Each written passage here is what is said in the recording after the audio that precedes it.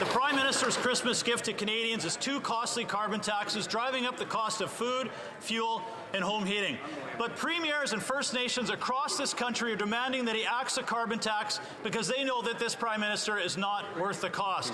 They are joining Conservatives in opposing this punitive carbon tax because Canadians can't afford Christmas dinner. Every month, 2 million Canadians are lined up at food banks because they can't afford to feed their families. When he increases taxes on farmers, those numbers get worse. Will the Prime Minister cancel his plans to quadruple the carbon tax on families, First Nations, and farmers? The Honourable Parliamentary Secretary. Mr. Speaker, if you want to talk about food affordability, we should talk about Ukraine as the breadbasket to the world. And what I found interesting, Mr. Speaker, and something that the Leader of the Opposition said today in response to the Prime Minister calling out the Conservatives' vote against Ukraine, is he used the term about faraway lands. And Mr. Speaker, that reminded me of something. He's, quote, "We will no longer use American military might to construct democracies in faraway lands." Donald Trump said that. Why are Conservatives repeating the MAGA lines?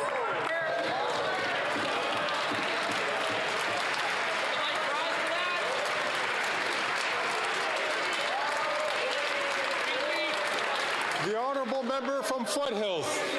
Well, it's Merry Christmas, Speaker. I guess the member opposite doesn't realize what country she's in.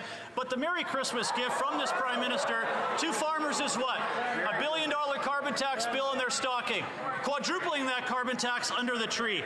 And the gift from the Prime Minister's Liberal loyalists in the Senate is to cancel Bill C-234, preventing a carbon tax carve-out for farmers. When we have 2 million Canadians lined up at a food bank every month, and those numbers only getting worse when you increase taxes on farmers, why was the Prime Minister cancelling Christmas instead of cancelling this quadrupling of his carbon tax on farmers, families, and First Nations? The Honourable Deputy Prime Minister, Minister of Finance.